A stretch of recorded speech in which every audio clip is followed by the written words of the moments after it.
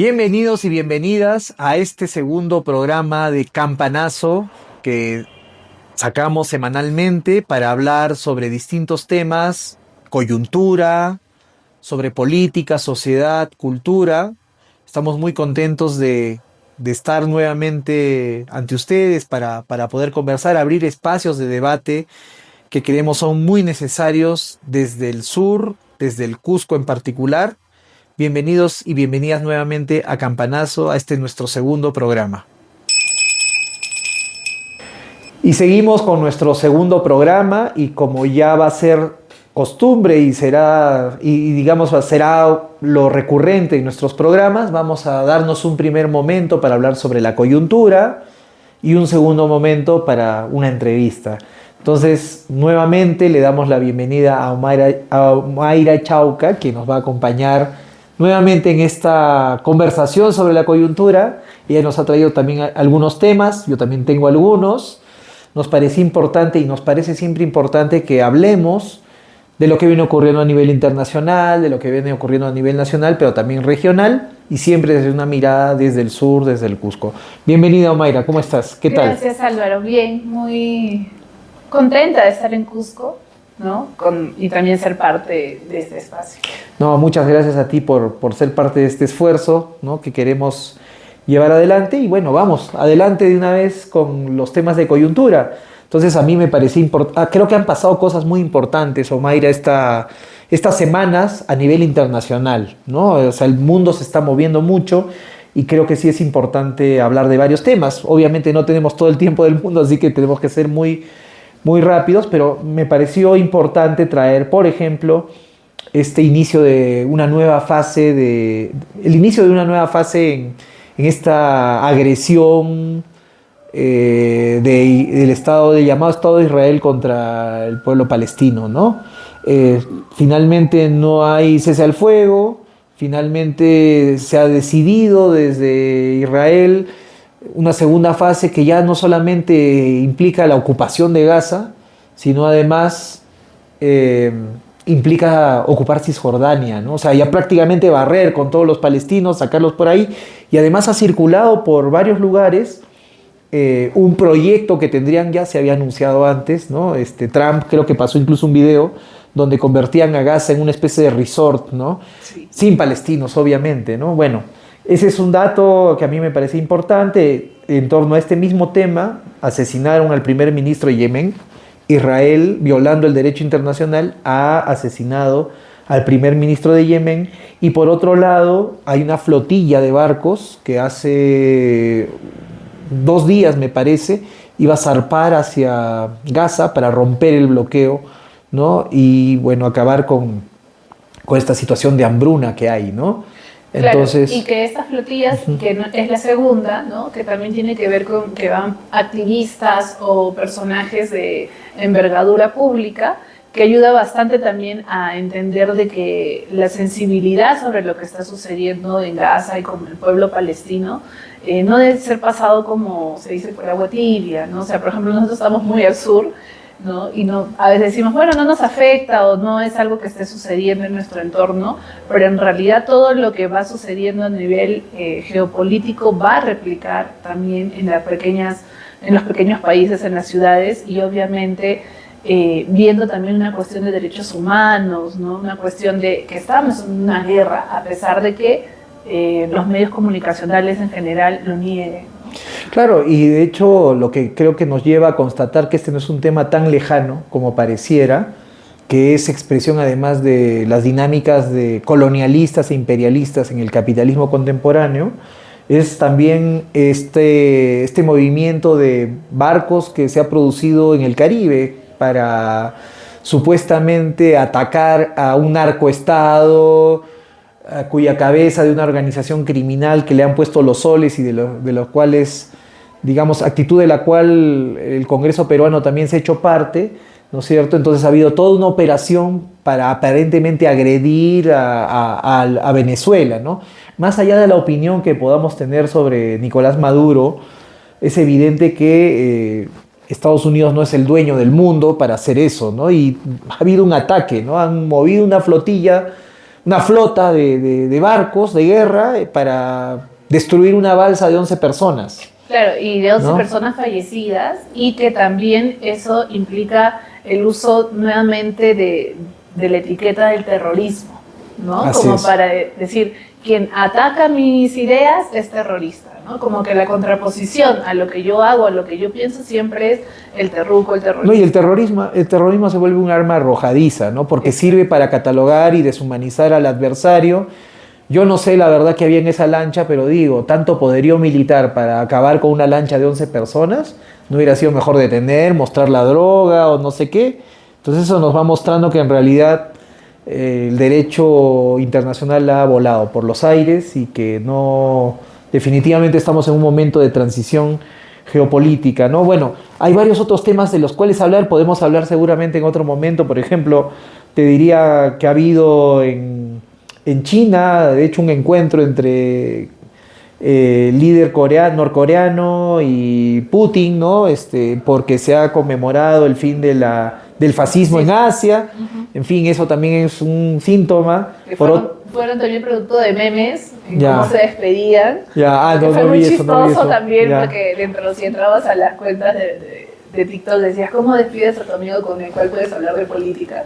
¿No? Ah, mira, Entonces, no he visto eso. había también estas otras narrativas que están detrás, pero que también refuerzan un poco cómo estos diálogos, articulaciones que se están dando dentro de los mayores poderes dentro del mundo, ¿no? Claro, Sí. hay un paso de un mundo unipolar, la pérdida de hegemonía de Estados Unidos, a un mundo multipolar pero caótico. Esa transición es caótica, ¿no? Y está atravesada por la lógica de la guerra, lamentablemente. Y otro tema que en América Latina sí hay que poner, pero que podemos abordarlo en otro momento porque se aproximan unas elecciones en Argentina, son los escándalos que ha habido con la hermana de Milei. Mucha gente aquí en el Perú, sobre todo los sectores de derecha, ¿no? Nos ponen como ejemplo a Milei, que supuestamente iba a luchar contra la casta y la corrupción y todo esto. Y bueno, ahora hemos visto que hay un escándalo de corrupción porque su hermana aparentemente, que además tiene un cargo público Exacto. designado por el propio presidente, cobraría 3% de coimas para una serie de cosas, ¿no? Entre ellas... Lo Sí. que, por ejemplo, son los medicamentos que son usados para el sector de personas con discapacidad, que de por sí ya era un sector que estaba recortado del presupuesto. Claro, o sea, mientras le recortaban a este sector Encima recursos, ella pedía plata. Claro, Bueno. mochaba a su lado.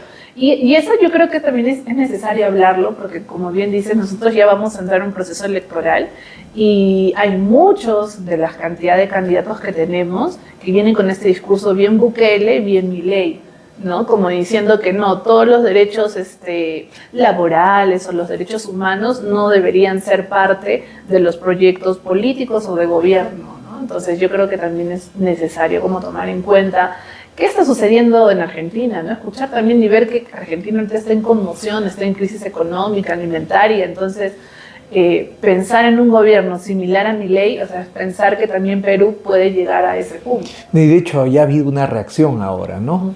Ha habido una reacción en una de estas actividades proselitistas, una agresión incluso contra la comitiva de Milei, que iba con su candidato, iba con la hermana, iba con otros funcionarios, y la gente harta les empezó a tirar cosas. Y los medios de comunicación argentinos han condenado eso diciendo que se ejerce violencia, ya ven, los zurdos, los cucas, porque le dicen cucarachas y todo eso, ellos son los agresivos después de que ellos permanentemente agitan, ¿no? Odio hacia estos sectores, no zurdo, te vamos a perseguir, ya ves, zurdo, vas a correr, los que han terminado corriendo han sido ellos. Claro. Bueno, no tenemos tampoco mucho tiempo, queremos pasar rápidamente a los temas nacionales, ¿no? Tú nos has traído algunos temas, puedes contarnos claro, los como temas. lo que actualmente, viendo también el tiempo que tenemos, el caso de la anulación de la prisión preventiva de Betsy Chávez y Vizcarra, y también el proceso judicial del aumento de 13 años, creo, en el Una caso condena de de Toledo, 13 años, una condena de Toledo, 13, una que ya segunda tenía condena. Una segunda condena porque ya tenía 20 años, y que eso también, hacia un lado hay una población que dice, oye, mira, qué interesante que pongamos en la cárcel a nuestros presidentes, ¿no? Pero también hacia otro lado más allá del personalismo de Vizcarra y de Betsy Chávez, como también los procesos judiciales pueden estar como intencionados, ¿no?, hacia cierta posición personal o de personalismos, ¿no?, y de despolitizar también el proceso judicial que a veces es necesario para encontrar justicia, ¿no? Entonces eso me parece... Bueno, yo creo que lo que nos muestra es que hay una manipulación de la justicia. Bueno, hay analistas que dicen que en realidad lo que se está buscando es desvictimizar a estos sectores, porque lo que ha logrado la derecha castigando a Vizcarra y castigando a Betsy Chávez, porque efectivamente, aparentemente, si hay un abuso de autoridad, y hay que decirlo claramente, y en el caso Castillo ocurre lo mismo, hay un abuso de autoridad, hay una prisión injusta más allá de la opinión que tengamos sobre lo que ocurrió el 7 de diciembre o lo que ocurra, pero en términos procesales hay un abuso de autoridad, ¿no? Exacto. Y ha sido como un boomerang porque les está yendo en contra. Betsy Chávez, con lo que ha hecho, de alguna forma ha concitado atención y ha logrado presionar efectivamente para, digamos, romper con esto. Han tenido que soltar al propio Vizcarra. El Tribunal Constitucional es el que ha habilitado para que Betsy Chávez salga, por ejemplo, claro. Ni más ni menos. Claro, Cerrón ha aprovechado la oportunidad para decir, ya ven el Fuji-castillismo, ¿no? Pero en fin, creo que es interesante esto que estamos mencionando también, porque sigue habiendo una ofensiva contra el sistema de justicia. Escuché a María del Carmen Alba, ¿no?, que está haciendo un recorrido por el país, escuchando a los jueces para reformar la justicia. Ya sabemos el papel nocivo que está cumpliendo Santibáñez, ¿no?, que es claro. Otro tema que... Pero antes de saltar a Santibáñez, sí me parece importante también esta propuesta de hacer una cárcel o reabrir nuevamente el Frontón, ¿no? Recordando también que el Frontón ya había sido una cárcel como que en los 80s, ¿no? Y fue destruido. Y ahora como decir, bueno, la solución para la criminalidad que está existiendo en el país es que hay que hacer más cárceles. Que sí es cierto que hay una precariedad en las penitenciarías y hay un desborde y no hay una calidad de vida por más allá de lo que hayas incidido, pero tampoco es la solución, ¿no? La solución no solamente es el punitivismo o el encarcelamiento de la criminalidad, sino son las otras estrategias, las otras economías que son necesarias para que no se llegue, por ejemplo, a la delincuencia, o para que no se llegue a, por ejemplo, a delinquir o a llegar a otros sistemas del narcotráfico, o sea, no abrirle las puertas al narcotráfico, porque sabemos también que las cárceles se vuelven bases de la delincuencia. Entonces, esta propuesta del Frontón a mí como que no... Bueno, en realidad lo que se dice es que esa propuesta costaría mucho dinero, también, ¿no? Y ahora han pasado creo de 5.000 millones a 500, serían solo 500 después de que se ha calculado que el monto sería mucho mayor. Hay que decir que en esa isla no es fácil la conexión del agua, hay una inversión que se tendría que hacer y en realidad es un acto efectivista, ¿no? Ya que está de moda Bukele, armar una gran cárcel, eso va a resolver todos los problemas del Perú. Exacto. Y bueno, ni siquiera es viable, ¿no? Como decía Carmen McEvoy. ¿Y cuánto tiempo va a tomar? Claro, además, y como decía Carmen McEvoy en una entrevista que vi también ahora, en realidad sería una obra que se lanzaría, algo parecido a lo del aeropuerto de Chinchero, que se ha empezado y se ha quedado ahí. A la mitad. Y a la mitad o en camino y ahí quedaría, ¿no? Y bueno, servirá para la vanidad de algunos y para la corrupción de otros. Exacto. Y no se resolverá el problema, ¿no?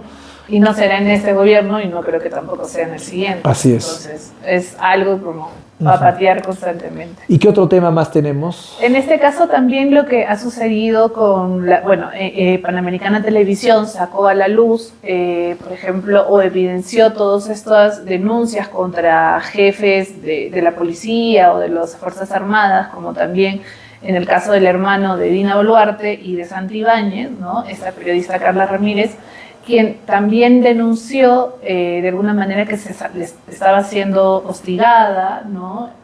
Tanto de las Fuerzas Armadas como también de otros, a ella y a su familia por sacar a la luz este tipo de denuncias periodísticas que suelen haber constantemente en cualquier canal los domingos en la tarde, pero que obviamente al ser visible, inclusive se mostraron los mensajes de chat en WhatsApp en la televisión, demuestra de que todavía el poder no quiere amedrentar al espacio periodístico de investigación, ¿no?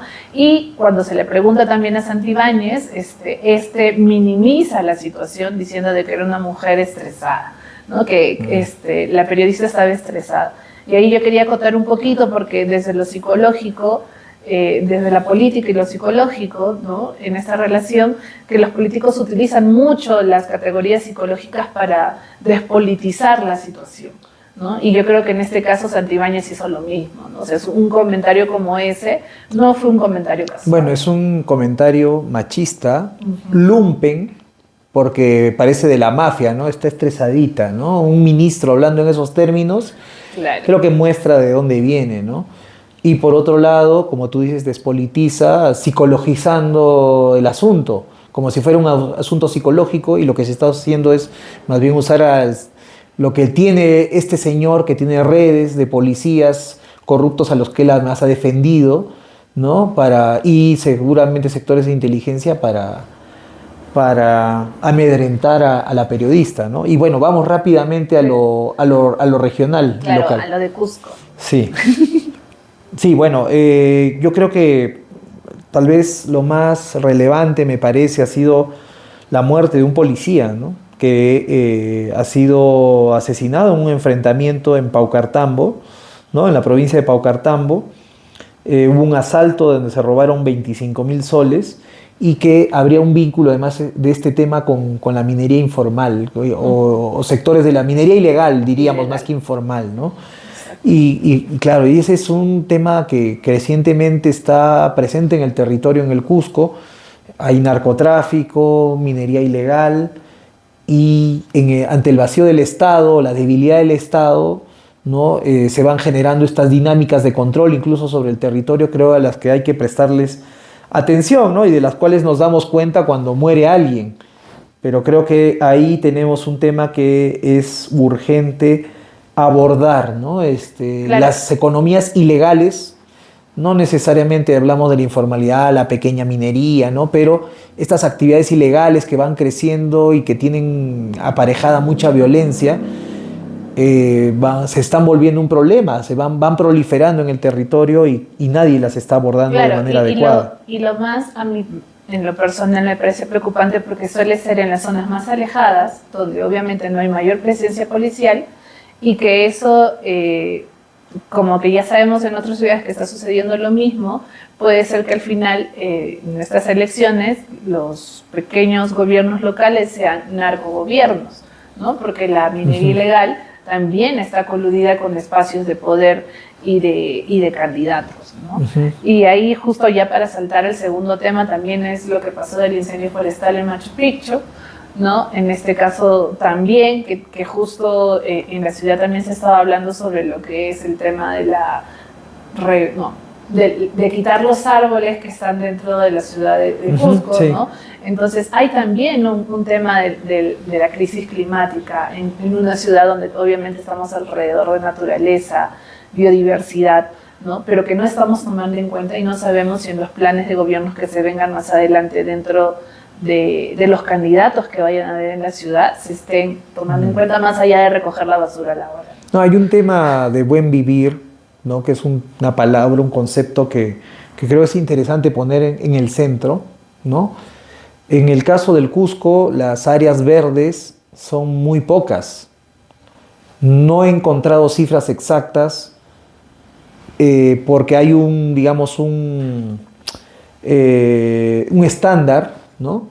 De cuánto de área verde debería haber en torno a cada persona.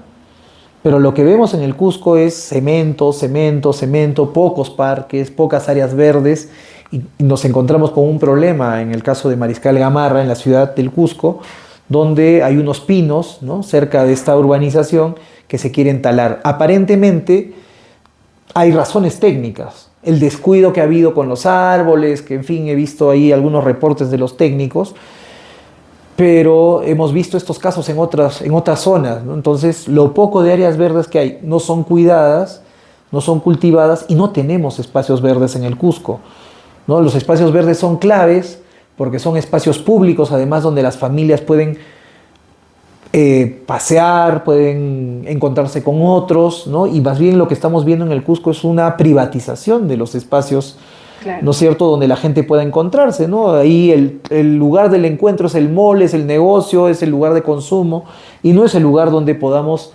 disfrutar de la naturaleza, y creo que lo de Machu Picchu efectivamente también nos va mostrando lo mismo, ¿no? Hay un descuido, hay un problema, ¿no? Claro, nuevamente como dices, para llevar un poco la relación, el disfrute relacionado al consumo y no a lo que es contemplar, observar, ¿no? Y ese vínculo con la naturaleza. Y ese vínculo con la naturaleza que obviamente Cusco lo tiene por esencia, ¿no? Entonces como talar unos árboles o desaparecer a pesar de las condiciones técnicas que tenga, significa que para los jóvenes o las nuevas generaciones es crecer con más cemento y creer que la diversión es consumo. Y la contaminación, además, ¿no? Salió, creo, no sé si fue un meme, fue irreal, una noticia en la que se decía que por la falla por una falla que atraviesa el Cusco, hay unos gases que están generando el cáncer de pulmón, ¿no? en el Cusco.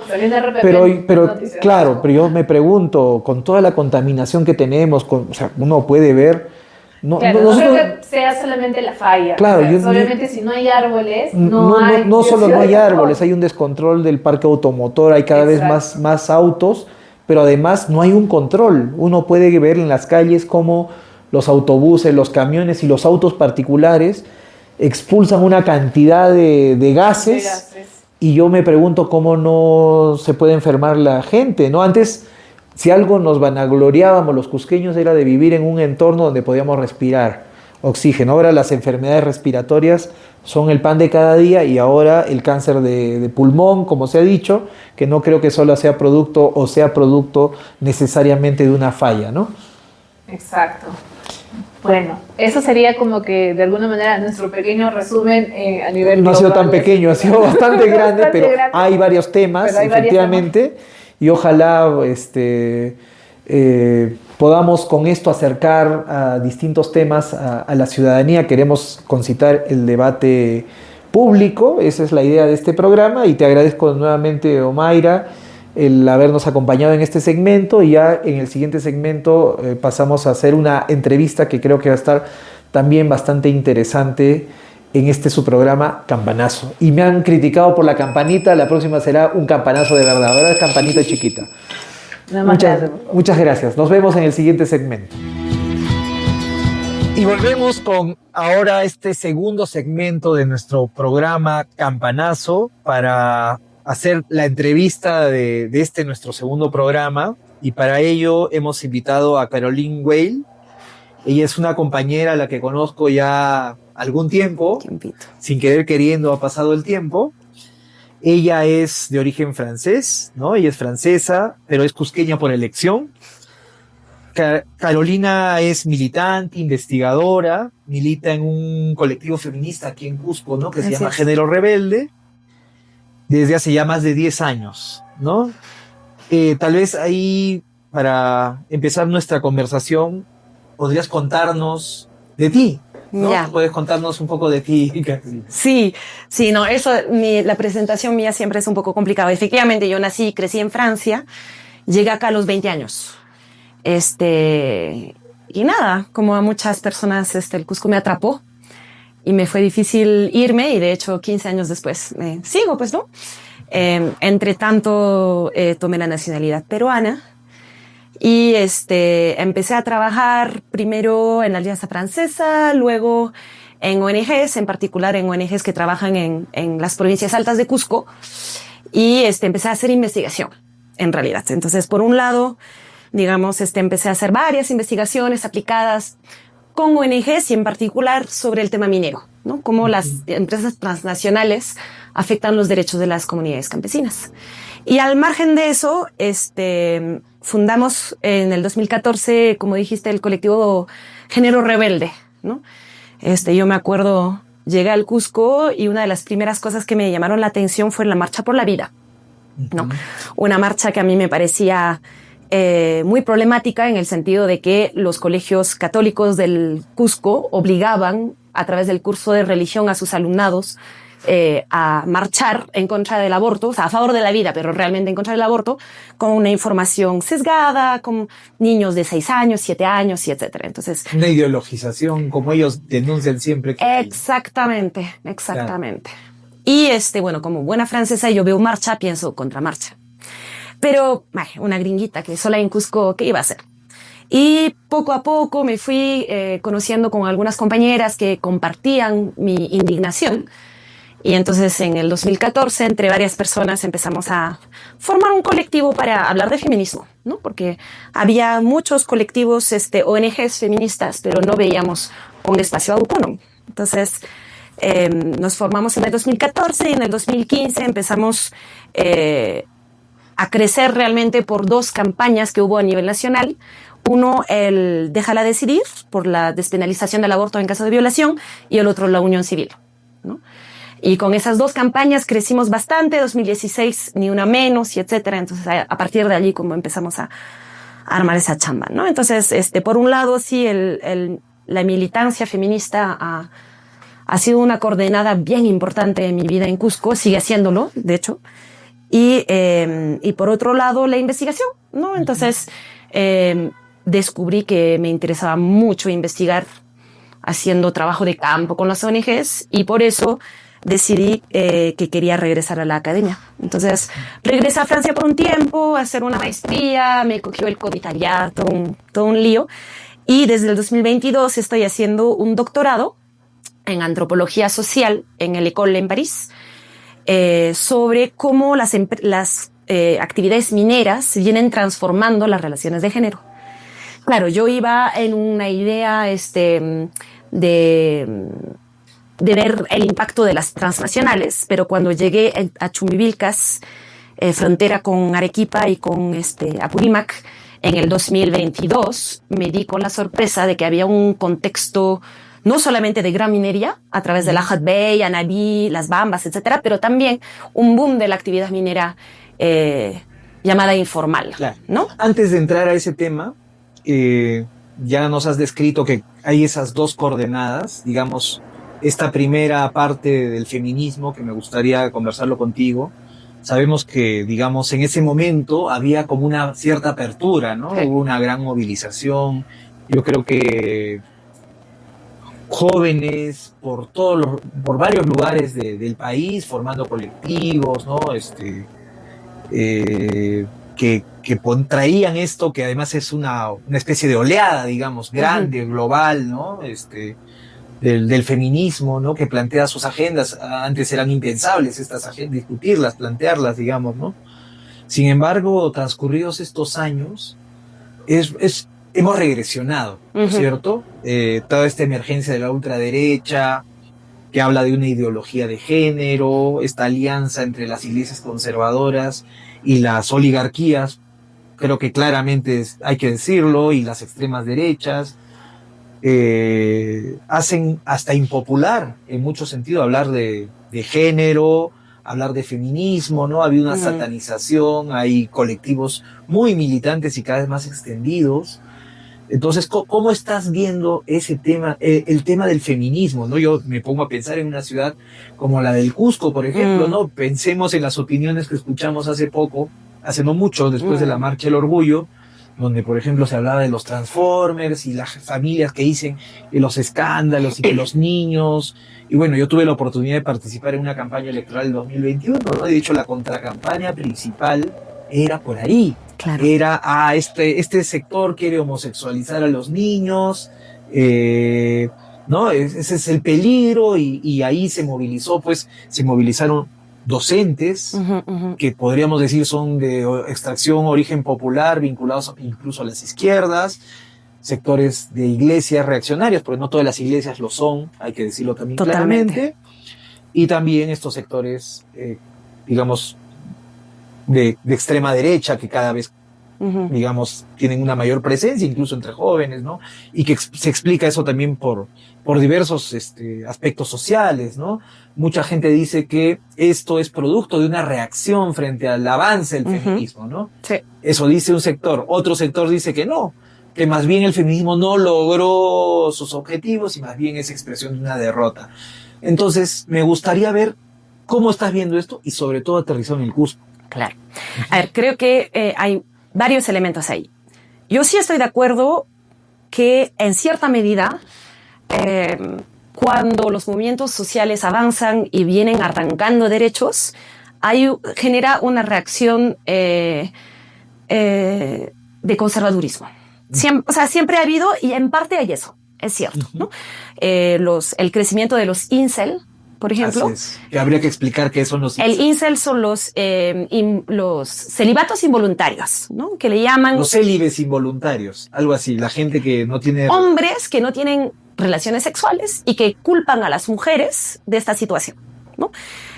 Prácticamente culpan a las mujeres por tener estándares y amor propio, y que si no me gusta no voy a tener sexo por piedad, por pena contigo, o por obligación. O por obligación, ¿no? Pero el problema es de que esos incels son efectivamente vinculados a las extremas derechas y llegan a ser terroristas, es decir, a atacar y a matar a gente. Ha habido un atentado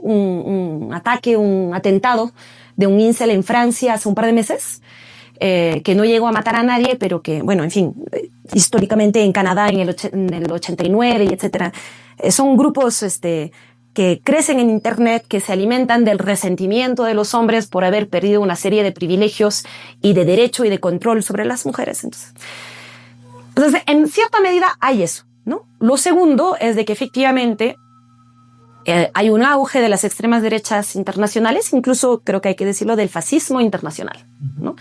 Hay una internacional fascista que se articula alrededor, por ejemplo, en América Latina, de Vox y la Carta Magna de Madrid.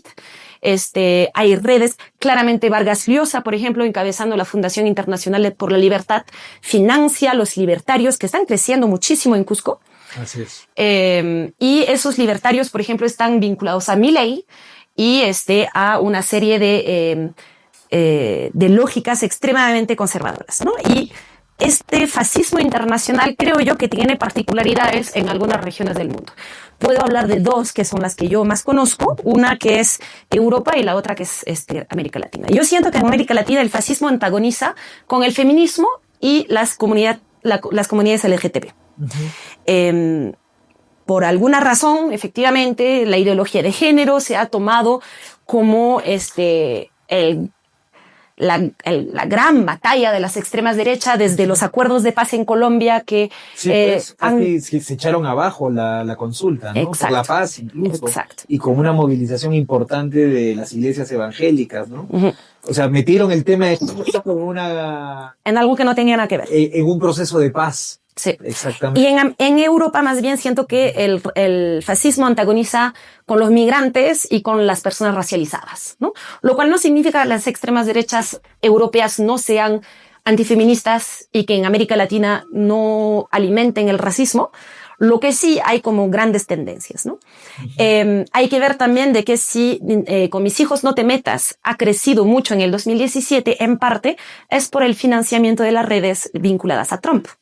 Cuando llegó al poder, empezó a financiar muchas de esas redes a través de las iglesias evangélicas más conservadoras, pero también de los libertarios, ¿no?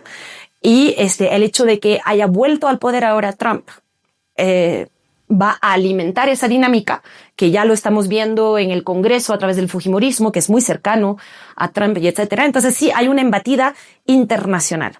Uh-huh. Y eso es, digamos, pensar cómo le hacemos frente al fascismo, ¿no? O sea, tal vez volver a leer algunos clásicos de los años 20, 30 en Europa. Sin embargo, creo que es importante decir también de que no se podría antagonizar tan fácilmente con el feminismo si el feminismo hegemónico no fuese tal vez tan blanco. Tal vez hay que decir algo de ciertas formas de feminismo que han aplaudido la caída de Pedro Castillo. Uh-huh. Que han exigido su cabeza cuando el fujimorismo estaba respirándonos en la nuca meses antes, ¿no? Con prácticas, por ejemplo, como para una foto oficial de una ONG feminista cambiarle la pancarta con un reclamo de restitución a Pedro Castillo, que una compañera de Puno tenía en la mano, cambiarlo por nuevas elecciones, ¿no? O sea, hay prácticas clasistas, hay prácticas racistas, incluso el hecho de que, más allá de algunas prácticas concretas, ¿no? Uh-huh. El hecho de que que el feminismo sea hegemonizado por cierta categoría de mujeres, mestizas urbanas, de clase media alta, con una agenda que responde a través de las ONGs al financiamiento internacional, etcétera, temas, por ejemplo, insistir más en los derechos sexuales y reproductivos, que evidentemente yo estoy a favor, ¿no? Pero a veces esas agendas terminan sintiéndose muy lejanas frente a realidades cotidianas, políticas, que desintonan, ¿no? Entonces, mucha gente no se siente a veces representada por el feminismo, porque el feminismo, este tipo de feminismo no lo representa de forma efectiva. Entonces es fácil estigmatizarlo y hacerlo pasar como la causa de todos los problemas del país, Claro. cuando ha habido de forma efectiva una construcción del feminismo que no ha sido popular. Ahí tal vez nos sirve un poco esta idea de lo woke, ¿no? ¿En qué sentido? No, yo en realidad igual, digamos, soy adversario sin duda de la extrema derecha, y tal vez una de las cosas que de manera muy simplista creo se ha dicho de los balances que se han hecho sobre por qué estamos en la situación en la que estamos, es por haber priorizado agendas de identidad, identitarias, que supuestamente a nadie le importan o le importa a muy poca gente, y haber soslayado las agendas materiales, por decir, las demandas materiales. Pero yo creo que en lo que tú nos estás planteando la cosa es más compleja. Es más compleja en el sentido de que eso identitario no está desconectado ni de lo racial, ni de lo socioeconómico, ¿no es cierto? Tal cual. Ni de esas contradicciones. Entonces, efectivamente, eso me parece un punto de vista sugerente, porque efectivamente encontramos ahí un hilo conductor de estos sectores reaccionarios que fácilmente pueden estigmatizar a estos otros sectores, tachándoles de antipopulares, caviares, etcétera, Porque lo son así. porque desde su privilegio, digamos, supuestamente plantean ciertos temas que son, además, lo plantean en una perspectiva conspirativa, parte de un globalismo, ¿no es cierto? Son agendas globales y que un poco más quieren, como dicen, homosexualizar, ¿no? Y ahora, por ejemplo, veía en el tema del censo, ¿no? Que quieren desaparecer la categoría blanco, mestizo. O sea, es loquísimo. Sí, totalmente. Cómo desde su, además, afirmación supremacista blanca, pueden darse el lujo de decirle caviares a otros, claro, porque están alejados de los sectores populares, y los sectores populares se sienten aparentemente más cercanos a esos discursos reaccionarios y oligárquicos, lo que estamos viendo ahora, por ejemplo, con Porky, ¿no? Y justamente yo creo que ese es el tema, ¿no? De no tener categorías de clase que nos permitan entender eso, ¿no? Yo creo que hay que entender que a través del término caviar hay una rabia de clase.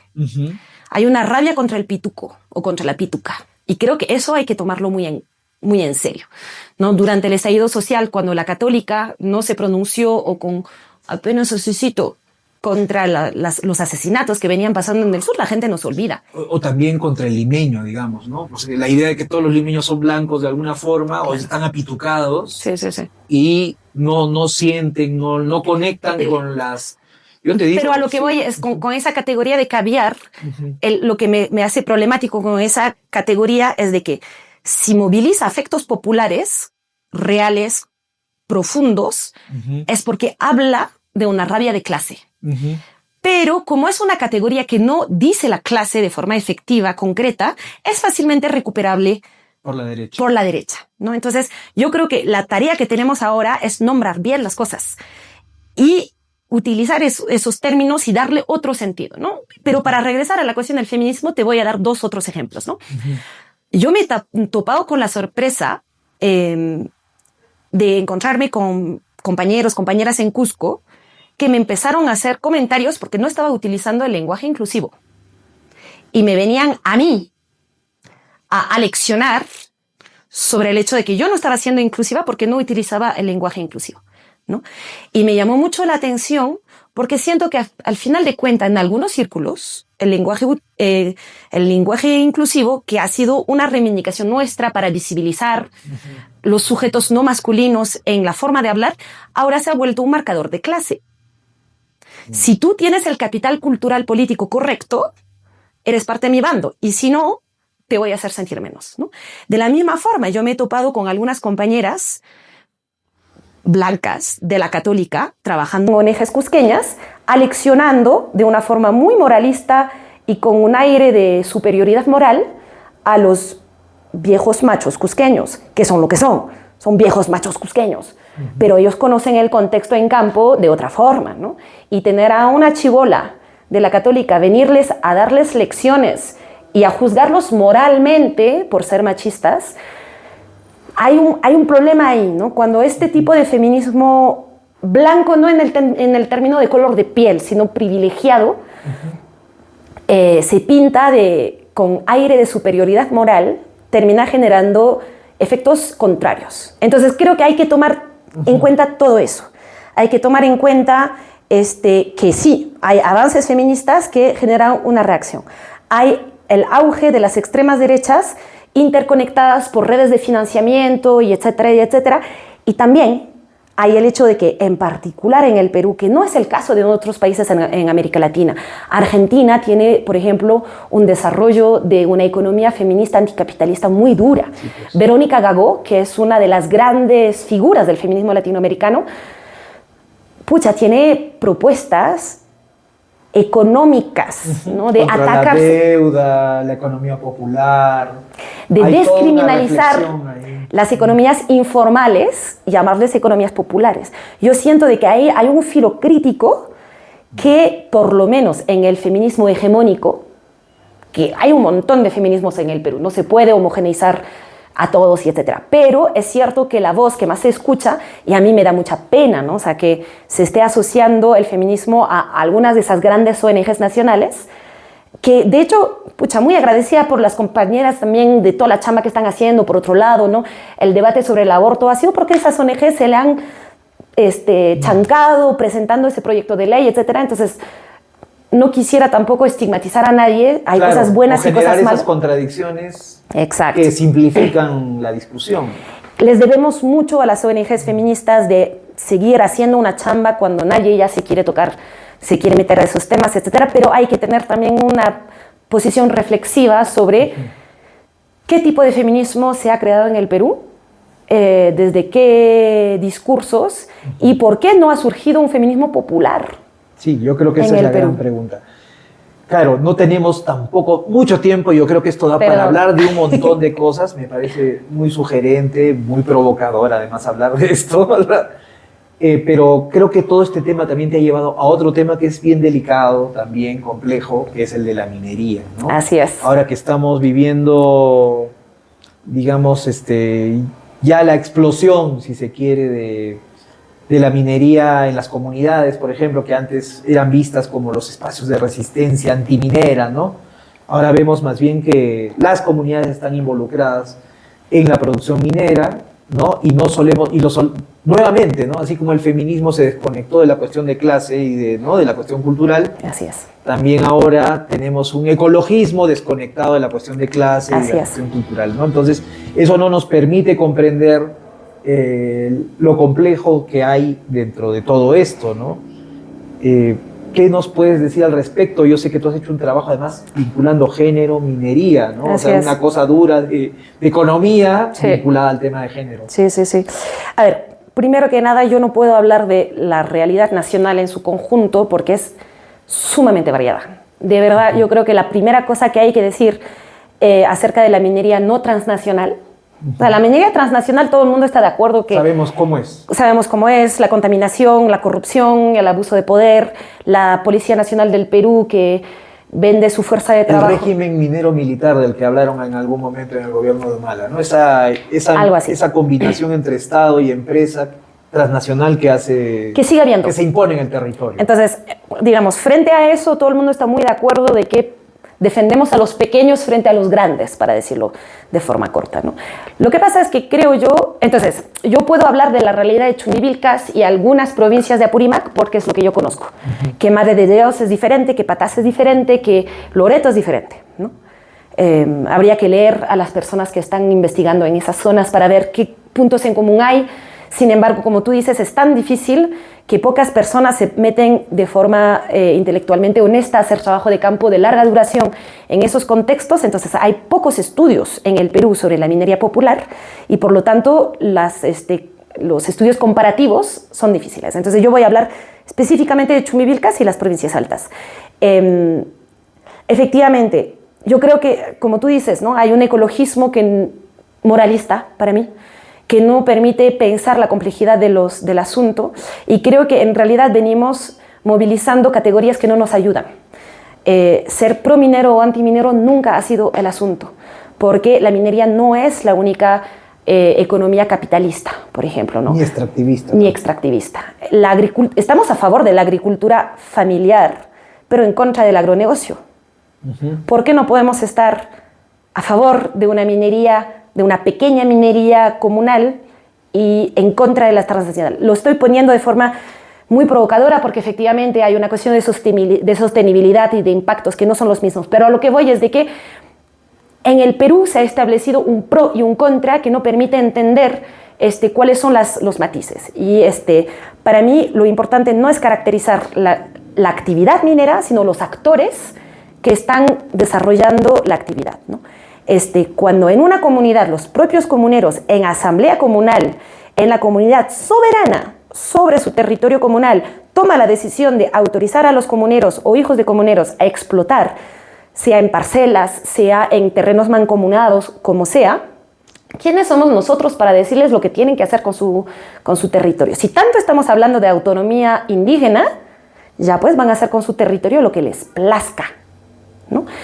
Claro que tiene que haber un mínimo de regulación de contaminación del agua y etcétera, tiene que haber cosas que incumban a todos, ¿no? Pero lo que yo estoy viendo es de que, y lo digo por haber escrito varias cosas, por haber sometido varios artículos, y lo que se me regresa son comentarios sumamente paternalistas, ¿no? Habría que ver si los comuneros tienen la información y la conciencia ambiental adecuada para que se les pueda autorizar a explotar su territorio, ¿no? Entonces, lo que yo estoy viendo es de que, claro, hay una derecha racista que abiertamente criminaliza, les dice terrucos, arcaicos y etcétera, pero también hay una izquierda ambientalista sumamente paternalista que les dice, les damos autoridad para gestionar su territorio, pero solamente si hacen las actividades que nos parece bien a nosotros, si no, los estigmatizamos, ¿no? Me llama la atención esa forma de oponer los buenos pueblos indígenas versus los malos mineros. Esto en algunas zonas, efectivamente en la Amazonía, hay eso, efectivamente. En Chumbivilcas no es el caso, son las propias comunidades indígenas que explotan su propio territorio, ¿no? Claro. Entonces, y es más, en sus discursos es por ser indígenas que tienen derecho legítimo a explotar su propia casa, ¿no? Entonces, la minería popular en Chumbivilcas es un reclamo de recuperación de territorio, de control territorial, que se está perdiendo justamente por la presión de las transnacionales. Y una consulta. ¿Esta dinámica también no erosiona de alguna manera la propia comunidad? O sea, digamos, para que existan las comunidades tiene que haber un equilibrio también, ¿no es cierto? Se supone que algunos niveles de igualdad y todo eso, ¿no es cierto? Excelente pregunta.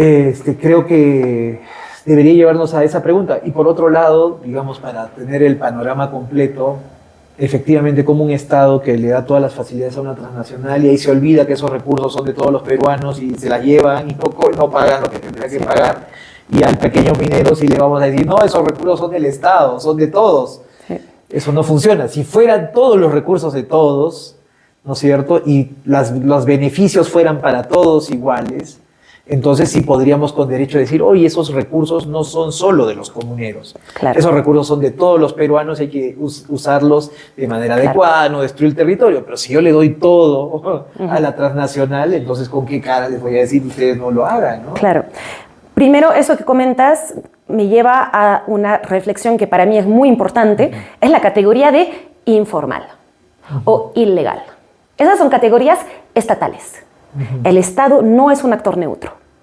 Es un actor que está sistemáticamente alineado con los intereses del capital internacional y que sistemáticamente e históricamente se ha volteado en contra de los intereses de la población. Entonces, retomar de forma acrítica categorías estatales para pensar los fenómenos sociales me parece muy peligroso, porque toma como dado de que lo informal es que no cumplen con las buenas regulaciones del Estado, que no lo son. Sí. Entonces, por eso es que yo y mis colegas estamos intentando buscar categorías alternativas. Yo propongo, justamente hablando de economías populares, el término de minería popular, que es una actividad que permite resolver los choques económicos de las crisis y etcétera, y encima economía indígena popular, porque en Chumbivilcas, como te decía, son las propias comunidades que toman decisiones soberanas sobre su territorio comunal. Ahora, eso es una propuesta de categoría, hay que probarla, hay que etcétera.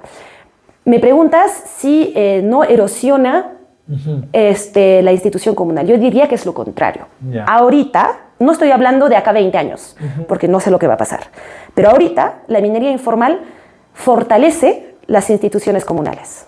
Porque, a ver, en las comunidades los que tienen derecho a la palabra son hombres, las mujeres excluidas, etc.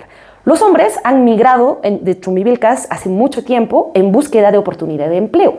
Cuando están 3 meses en la ciudad, no pueden estar en la asamblea comunal de su comunidad. Entonces, se ha feminizado la asamblea comunal y eso es un síntoma de su debilidad. No como cuestión normativa, o sea, yo quisiera que no fuera así, pero como dice Marisol de la Cadena, en las mujeres son más indias, la propiedad de la tierra se feminiza y al feminizarse la tierra se desvalúa, ¿no? Históricamente todo lo que se feminiza se desvalúa. Entonces, cuando ves un montón de comunidades pobladas por mujeres, es que la comunidad no es un espacio donde los comuneros pueden proyectar un futuro. Gracias a la minería informal, todos esos hombres no tienen que estar en Secocha, en La Pampa, o en Cusco o Arequipa para buscar trabajo, están en su comunidad y tienen trabajo. Entonces, como están trabajando en su propia mina, son dueños de su mina, o emplean a trabajadores que no tienen la posibilidad, pero de su propia comunidad, la labor se paraliza el día de asamblea comunal y todo el mundo va a la comunidad. El hecho de poder salir del trabajo asalariado, donde son humillados, explotados y etcétera, y ser su propio jefe, les devuelve una cuota de autonomía sobre su trabajo y los frutos de su trabajo, y también de poder invertir tiempo y energía en la comunidad, porque además la asamblea comunal es un espacio político estratégico para acceder a los recursos. Entonces, lo que yo estoy viendo es que hay una remasculinización de las asambleas comunales donde hay minería informal, porque hay acceso a recursos y hay cosas en juego. Entonces, ahora, eso puede cambiar efectivamente cuando la minería se vuelve muy rentable y que ingresan actores armados y etcétera. Efectivamente se puede desbordar, se les puede ir de las manos, pero lo que yo estoy viendo es que las comunidades pueden paralizar labores mineras cuando no respetan los acuerdos comunitarios. Hay acuerdos muy estrictos que se respetan más o menos, pero es mucho mejor que la regulación que da el Estado. Bien, Caro, el tiempo ha volado. Perdón, sí. Creo que hemos hablado de cosas bastante interesantes y de fondo que ameritan tener una discusión mayor, pero, en fin, yo creo que de lo que se trata es de poner estos temas sobre la agenda, no hablar solamente de lo doméstico, entre comillas, a veces hablamos de, en fin, de cosas que no terminan de ser como lo central en la agenda y deberían ser en este momento en el Cusco, en el sur del Perú, centrales, ¿no? Porque, en fin, vemos que hay una demanda muy grande, ¿no? De cobre, por ejemplo, a nivel global, precios altísimos, ¿no? Y no hay ninguna política frente a estos fenómenos, por llamarlos de alguna manera, ¿no? Y creo que un proyecto popular, comunitario, tiene que abordar estos temas, tanto el feminismo, que yo creo que ha sido es tan importante como el tema de la minería.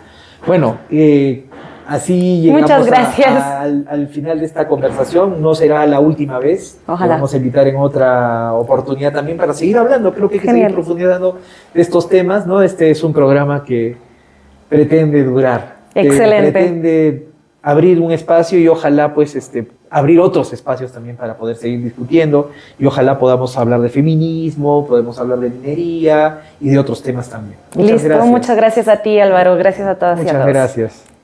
Bueno, y será hasta nuestro siguiente programa de Campanazo. Les invitamos a seguir viendo, a seguir difundiendo este programa, ¿no? A suscribirse en YouTube. También tenemos nuestras redes en Facebook, ¿no? Síganos viendo, esperamos sus comentarios también. Será hasta la próxima oportunidad.